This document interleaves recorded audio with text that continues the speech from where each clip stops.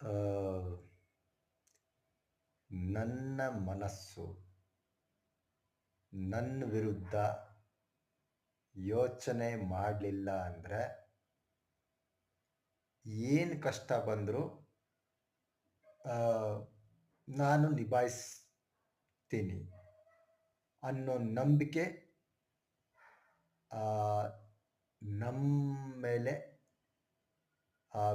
Believe in your self ಅಂತಾರಲ್ಲ, ಅದು ಆ, ಹೊರಗಡೆಯವರಿಗೆ ಡೌಟ್ ಇರಲಿ, ತೊಂದರೆ ಇಲ್ಲ.